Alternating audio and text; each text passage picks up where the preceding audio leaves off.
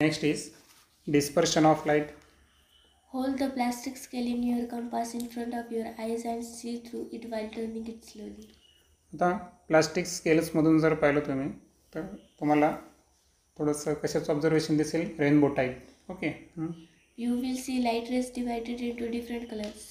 आणि जे light rays आहेत हे डिफरंट कलर्समध्ये काय झालं, डिव्हिजन झालं त्यांचं. आणि जे डिव्हिजन किंवा स्प्लिटिंग आहे याच फेनॉमेनाला काय म्हणायचं, dispersion of light. These colors appear in the following order: violet, indigo, blue, green, yellow, orange and red. Okay. त्याला एक शॉर्टकट नाव आहे विब गिओर. ओके. VIBGYOR.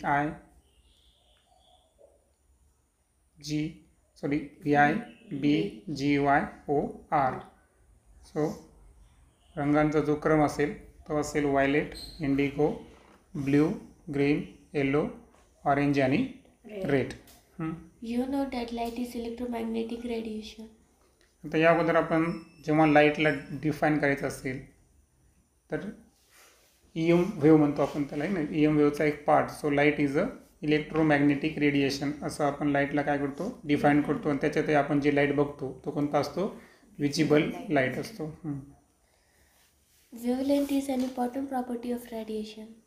आणि कोणत्याही इलेक्ट्रोमॅग्नेटिक रेडिएशनची जी इम्पॉर्टंट प्रॉपर्टी असते ते असते wavelength. The wavelength of radiation to which our eyes are sensitive is between 400 and 700 nanometer. आता electromagnetic रेडिएशनचे आपण मला वाटतं बरेच टाईप आले, आहे की नाही. रेडिओ वेव्ज असेल, X ray, ultraviolet rays, gamma rays, infrared rays. Okay. आता एवढे सारे टाईप्स आपण पाहिल्यानंतर आणि ॲज वी नो की जी वेवलेंथ आहे ही प्रत्येक कलरसाठी कशी असते, डिफरंट असते. आणि आपण हे जे 7 रंग पाहिले व्हायलेटपासून तर रेडपर्यंत, तर याच्यामध्ये 400 नॅनोमीटर टू 700 नॅनोमीटर या वेवलेंथच्या दरम्यान जर लाईट असेल तर तोच लाईट आपण बघतो आणि तो विजिबल लाईट असतो. In this interval, radiation of different wavelength appears to have different colors mentioned above. आणि लाईट स्पेक्ट्रा जर आपण अभ्यास केला तर त्याच्यामध्ये कळलं आपल्याला की प्रत्येक कलरची एक विशिष्ट रेंजपर्यंतच आहे. जसं की 680 700 नॅनोमीटर जो आहे ते पर्टिक्युलर कोणता रंग शो करतो, रेड. तर अशा पद्धतीनं एक डिफरंट वेवलेंथचे जे रेडिएशन्स आहेत तर यांचा एक छोटा पोर्शन घ्यायचा. म्हणजे जसं 400 to 450 हे ना, असं एक विशिष्ट रेंजमध्ये विशिष्ट कलर्स आपल्याला दिसायला लागतात. The red light has maximum wavelength that is close to 700 nanometer, while violet has the smallest wavelength close to 400 nanometer. आता वरती तुम्हाला जो क्रम दिला आहे व्हायलेटपासून रेडपर्यंत, तर ॲक्च्युअल ते फक्त कलर लक्षात ठेवण्यासाठी तुम्हाला उलटा क्रम दिला आहे तो. रिॲलिटीमध्ये जेव्हा लाईट 7 डिफरंट कंपोनंट्समध्ये डिस्पर्शन होणार आहे तेव्हा टॉपला कोण राहणार आहे, रेड, आहे ना. कारण त्याचं मिनिमम डिव्हिएशन होतं. जर आपण पाहिलं ॲंगल जो चेंज झालेला आहे ना. म्हटल्यास खालच्या फिगरमध्ये पाहू शकतो तुम्ही की विब गिओर हे जे नाव आहे हे ते तुम्हाला थोडंसं कसं दिसेल, VI. समजा हे तुम्हाला हे जे 7 रंग दिसत आहेत हे फक्त तुम्हाला ऑब्झर्वेशनसाठी आहेत. ओके. सो सनलाईट जो ग्लास प्रिझममधून डिस्पर्स झाला. ओके. सो सर्वात लिस्ट जर पाहिला आपण तर कोणता आहे, लिस्ट बेंडिंग रेडची झाली. पण मॅक्झिमम वेवलेंथ कोणाची आहे, रेडची आहे. आणि मॅक्झिमम बेंडिंग कोणाची झाली, व्हायलेटची. परंतु सर्वात म्हणजे वेवलेंथ जी आहे ती सर्वात कमी कोणाची आहे, व्हायलेट रंगाची आहे. सो इथे दिलं आहे पहा की जे रेड लाईट आहे तर त्याची वेवलेंथ कशी असते, मॅक्झिमम अप्रॉक्सिमेटली क्लोज टू किती सांगितलं मी तुम्हाला, 700 नॅनोमीटर. मला वाटतं या अगोदर आपण जेव्हा फोटोसिंथेसिसमध्ये काही सायकल डिस्कस केलं होतं बघा, तिथं रिॲक्शन सेंटर पाहिलं होतं आपण P680 आणि P700. तर ॲक्च्युअल त्यामध्ये ते रिॲक्शन सेंटर जे होते ना 680, ठीक आहे, नंतर पुन्हा शिकवणार आहे मी तुम्हाला 700. तर ॲक्च्युअल हे या रेड रंगाच्या वेवलेंथला काय करतात, बिलॉंग करतात. आणि दुसरं पर्यंत व्हायलेट. तर व्हायलेट लाईट जो आहे तो त्याची वेवलेंथ कशी असते, स्मॉलेस्ट म्हणजे सर्वात कमी, आणि ती असते 400 नॅनोमीटर. ओके. आणि ॲज ऑलरेडी आपल्याला माहीत आहे की 1 nanometre is equal to 10⁻⁹ metre. आणि कधी कधी आज अँगस्ट्रॉममध्ये पण सांगतात बरं. अँगस्ट्रॉम माहीत तुम्हाला, 1 angstrom is equal to 10⁻⁻10 metre. In vacuum, the velocity of light rays of all frequencies is the same. आता व्हॅक्यूमचं एक वैशिष्ट्य आहे की रंग कोणताही असो किंवा फ्रिक्वेन्सी कोणती असो, फ्रिक्वेन्सीचा आणि व्हेलॉसिटीचा जो इम्पॅक्ट आहे तो आपल्याला कुठं पाहायला मिळत नाही व्हॅक्यूममध्ये. म्हणजे आता आपण पाहिलं की प्रत्येक कलरची फ्रिक्वेन्सी कशी आहे, डिफरंट आहे. पण ऑल फ्रिक्वेन्सी म्हणजे सर्व फ्रिक्वेन्सी जरी फ्रिक्वेन्सी जरी डिफरंट असतील पण सर्व फ्रिक्वेन्सीच्या कलरची अर्थातच ओव्हरऑल पूर्ण लाईट रेसची जी व्हेलॉसिटी आहे ती मात्र कशी असते, सेम असते. But the velocity of light in a medium depends on the frequency of light and thus different colors travel with different velocity. आता आपण वरती पाहिलं की व्हायलेट आणि रेडला आपण रेफरन्स घेऊ. आता व्हायलेटची आता वेवलेंथ आणि फ्रिक्वेन्सी वेगळं मॅटर आहे बरं. वरती आपण जे सांगितलं ते काय आहेत, वेवलेंथ होत्या जे नॅनोमीटरमध्ये सांगितलं. फ्रिक्वेन्सी जी असते ती हर्ट्समध्ये असते. जेव्हा इलेक्ट्रोमॅग्नेटिक स्पेक्ट्रमचा तुम्ही अभ्यास करणार ना, गुगलवर गेले तुम्ही की तुम्हाला सरळ एका ठिकाणी काय दाखवलं असतं, मेजरमेंट्स कशामध्ये आहेत, मीटरमध्ये, आणि दुसरं कशामध्ये आहे, हर्ट्समध्ये. आणि ते दोन्ही एकमेकांचा अपोजिट ट्रेंडच असतो असं मला हरकत नाही समजा. आता एक जनरल फिगरवरून मी तुम्हाला काय करतो, वेवलेंथ आणि हे जे आहेत, दुसरे शब्द का वापरला आपण, फ्रिक्वेन्सी, याचं थोडं रिलेशनशिप सांगतो. सपोज आता आपण अल्टरनेटिंग करंट आणि डायरेक्ट करंटमध्ये पाहिलं होतं. डायरेक्ट करंट कसा ट्रॅव्हल करतो, स्ट्रेट, बरोबर आहे का. आणि त्याच्यामध्ये आपण हे पाहिलं होतं की अल्टरनेटिंग करंट जो आहे तो पिरियडिकली त्याची डायरेक्शन काय करत असतो, चेंज करत असतो. आता हे चेंज करत असताना त्याच्यामध्ये आपण पाहिलं की त्याचं अप अँड डाऊन असं चालू असतं, बरोबर आहे का. तर अशा पद्धतीनं आपण पाहिलं होतं का की समजा असा गेला आणि असा आला. ओके. आता याच्यामध्ये काय माहिती आहे का, समजा आपण ए पॉईंट घेतला, त्यानंतर अप्पर पॉईंट घेतला कोणता, बी, नंतर पुन्हा 0 लेवलला आला सी, नंतर डाऊन गेल्यावर तो डीपर्यंत आला, आणि त्यानंतर इथपर्यंत आलं ई. आता हे जे वरचा हाफ सर्कल आणि हे खालचा एक सर्कल, तर याचा मिळून काय झालं, एक ऑसिलेशन कंप्लीट झालं. काय कंप्लीट झालं, एक ऑसिलेशन. आता या ऑसिलेशनमध्ये ए पासून तर ईपर्यंतचं जे डिस्टन्स आहे याला म्हणतो आपण lambda. That is non as the wavelength. It is the wavelength. आणि हे जे आपला ग्राफ आहे, समजा आपण याला एक्स ॲक्सिस मानलं होतं, बरोबर आहे का. तर एक्स ॲक्सिसपासून जे मॅक्झिमम ॲम्प्लिट्यूड व्हायलं, त्याचं जे विस्थापन व्हायलं है ना, तर याला काय म्हणायचं आपण, ही असते त्याची फ्रिक्वेन्सी. ओके. आणि आपण त्याच्यामध्ये पाहिलं होतं की ती फ्रिक्वेन्सी किती होती, 60 हर्ट्स होती अल्टरनेटिंग करंटची, है ना, ते स्टडी करत असताना. आता प्रश्न असा आहे की प्रत्येक लाईटची वेवलेंथ डिफरंट आहे, तर याचा अर्थ प्रत्येक लाईटची फ्रिक्वेन्सीसुद्धा काय आहे, डिफरंट आहे. ओके. आता प्रश्न असा आहे की फ्रिक्वेन्सी जरी डिफरंट कलरच्या लाईटची डिफरंट असेल, मात्र व्हॅक्यूममध्ये सर्वांची स्पीड जी आहे ती कशी होती, सेम होती. परंतु लाईट जेव्हा एखाद्या मीडियममधून पास होतो, मग ते मीडियम एअर असेल, वॉटर असेल, ओके, तर यामधून पास होत असताना जी लाईटची फ्रिक्वेन्सी आहे, ओके, सो लाईटची फ्रिक्वेन्सी बदलली की लाईटची काय बदलली, त्या मीडियममधली व्हेलॉसिटी बदलली, अँड दस different colours travel with different velocity. म्हणजे जेव्हा लाईट एखाद्या व्हॅक्यूममधून कशामध्ये एंटर करायला, मीडियममध्ये, जसं की तो मीडियम काय असू शकतो, एअर, ग्लास, लाईट, कोणताही असेल, सॉरी वॉटर असेल, यापैकी कोणताही असेल, तर मीडियममध्ये आला की कलर बदलला, काय बदलली, फ्रिक्वेन्सी बदलली, आणि फ्रिक्वेन्सी बदलली की त्याची ट्रॅव्हल करण्याची काय झालं, स्पीड बदलली. जसं की आपण इथं एक एक्झाम्पल म्हणून जे इथं हे सनलाईट पाहिलं, या सनलाईटमध्ये जर पाहिलं आपण, तिथं तुम्ही स्पष्ट पाहू शकता की जी आहे त्याच्यातही तुम्हाला मला सांगा एक फॉर्म्युला होता, सांगा कोणता फॉर्म्युला येतो, वेवलेंथ आणि velocity of light, V is equal to N lambda होता का. हा फॉर्म्युला झालेला आहे का 10वीला? 9वीला होता का? व्ही इज इक्वल टू काय होता फॉर्म्युला? N lambda. आता यामध्ये वेलोसिटीला जर निग्लेक्ट केला आपण तर एन लॅम्बडा कसा आहे? कॉन्स्टंट अकॉर्डिंग टू फॉर्म्युला, बरोबर. किंवा एन म्हणजे frequency is inversely proportional to wavelength. Clear.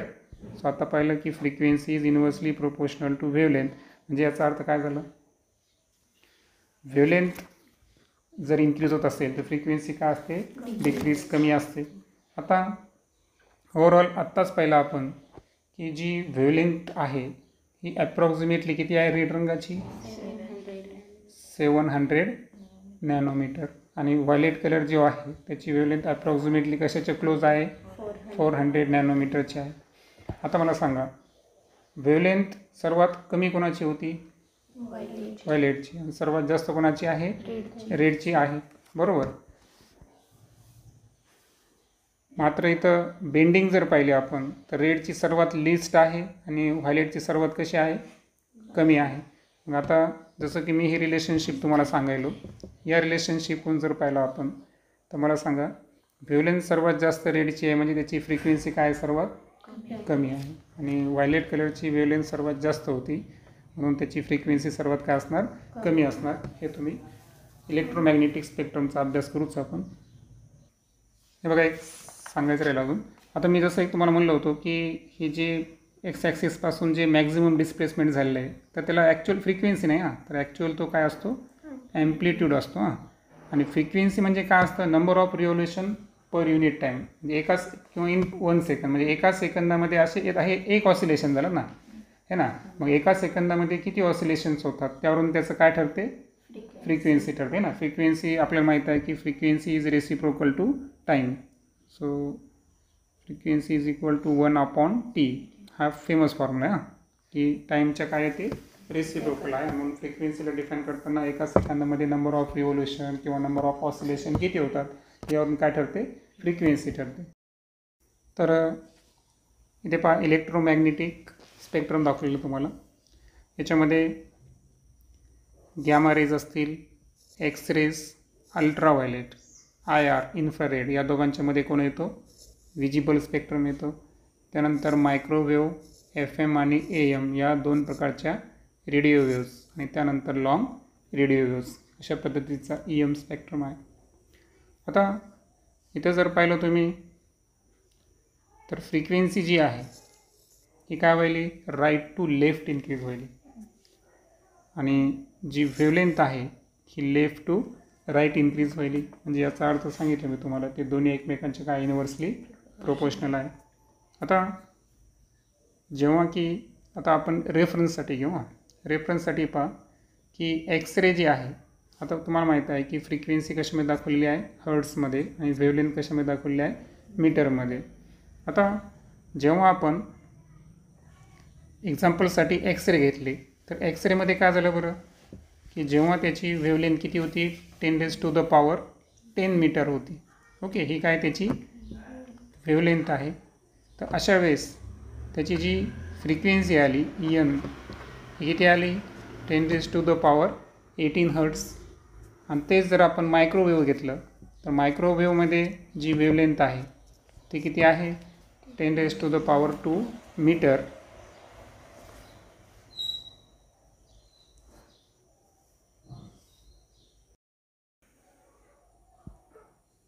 आता या व्हिडिओमध्ये पाहू आता फिगरमध्ये आपण की इलेक्ट्रोमॅग्नेटिक स्पेक्ट्रम जो दाखवलेला आपल्याला.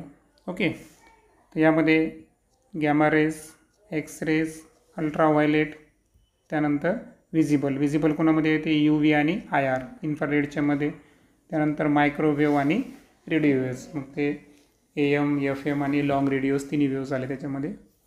आता इथं सांगितलेलं आहे की इथं वेवलेंथ कशी आहे? शॉर्ट.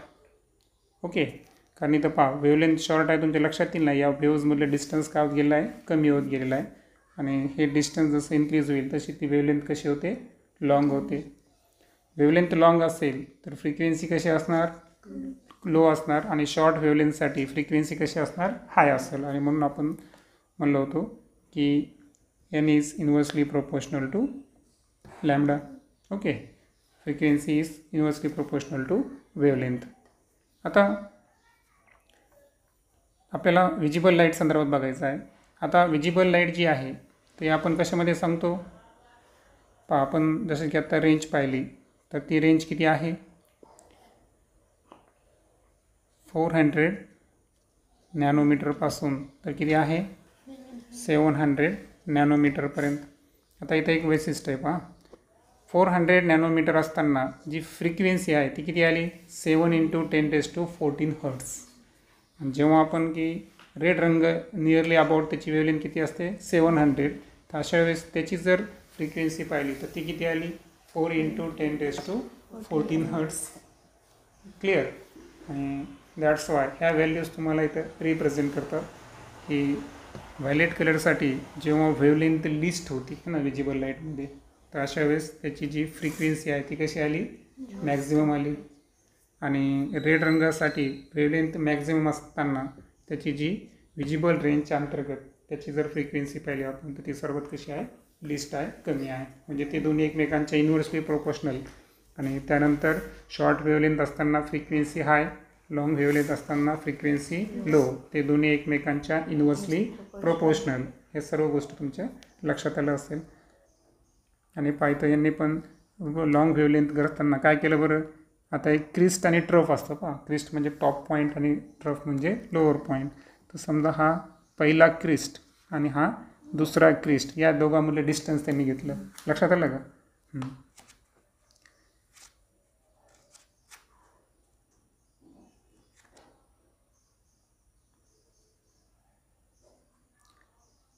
ठीक. Next point. Therefore, the refractive index of a medium is different for different colors.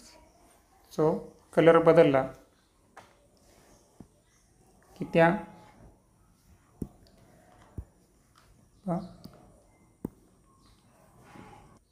Colour जर बदलला मीडियममध्ये तर ॲक्च्युअल त्याची स्पीड चेंज व्हायली. कारण आपल्याला माहीत आहे की डिफरंट कलरसाठी मीडियममध्ये रिफ्लेक्टिव्ह इंडेक्ससुद्धा कसा असतो डिफरंट असतो. Thus, even when white light enters a single medium like glass, the angle of refraction are different for different colors. म्हणून सांगितलं की जरी व्हाईट लाईट असेल आणि तो एका सिंगल मीडियममध्ये एंटर करायला तो मीडियम आपण रेफरन्ससाठी काय कन्सिडर केला ग्लास. तशा वेळेस अँगल ऑफ रिफ्रॅक्शन हा डिफरंट कलरसाठी कसा असेल डिफरंट असेल. So when the white light coming from the sun through air enters any refracting medium, it emerges as a spectrum of 7 colors. आणि म्हणून जेव्हा व्हाईट लाईट जो आहे हा सनपासून एक मीडियममध्ये एंटर करतो तो मीडियम कोणता आहे एअर. तर अशा वेळेस एंटर करत असताना है ना एअरसारखा कोणताही रिफ्रॅक्टिंग मीडियम असेल तर अशा वेळेस तो जेव्हा इमर्ज होतो so emerge as a spectrum of 7 colour. म्हणजे 7 रंगाचा एक स्पेक्ट्रम म्हणून तो इमर्ज झालेला आहे. कारण रिफ्रॅक्शन होत असताना आताच पाहिलं आपण की कलर बदलला की त्याचा अँगल ऑफ रिफ्रॅक्शनसुद्धा कसा असणार डिफरंट असणार. The process of separation of light into its component colors while passing through a medium is called a dispersion of light. आणि सो ओव्हरऑल आपण पाहिलं की लाईटचं त्याच्या कॉम्पोनंट्स कलर किती कॉम्पोनंट कलर आहे 7 कॉम्पोनंट कलर. तर याच्यामध्ये जी सेपरेट होण्याची जी प्रोसेस आहे आयसोलेट होण्याची जी प्रोसेस आहे मीडियममधून पास होत असताना तर त्याला म्हणायचं डिस्पर्शन ऑफ लाईट. आणि डिस्पर्शन ऑफ लाईट आपल्याला कुठं पाहायला मिळणार नाही व्हॅक्यूममध्ये.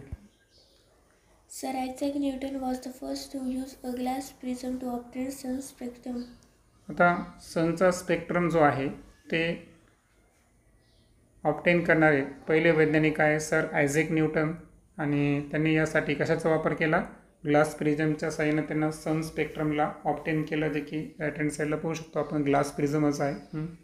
When white light is incident on the prism, different colors bend through different angles. आणि जेव्हा व्हाईट लाईट आहे तर हा कशावर प्रिझमवर इन्सिडंट होतो तर अशा वेळेस जे डिफरंट कलर्स आहेत तर त्यांची बेंडिंगसुद्धा ही कशी असते डिफरंट अँगलनं असते. प्रिझममधून बाहेर पडले की पहा दोनदा त्याचं रिफ्रॅक्शन झालं. इनसाईड द प्रिझम एकदा आणि आउटसाईड द प्रिझम एकदा म्हणजे दोनदा रिफ्रॅक्शन झालं. आणि दोन्ही वेळेस प्रत्येक कलरची बेंडिंग ही डिफरंट अँगलला पाहायला मिळेल आपल्याला.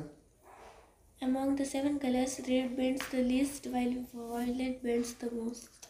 आणि 7 रंगामध्ये जी बेंडिंग आहे ही सर्वात लिस्ट म्हणजे सर्वात कमी कोणत्या रंगाची आहे? रेड रंगाची. आणि सर्वात जास्त मोस्ट जी बेंडिंग आहे ती कोणत्या रंगाची आहे? Violet. Thus, as shown in figure 6.8, the 7 colors emerge along different parts and get separated, and we get a spectrum of 7 colors.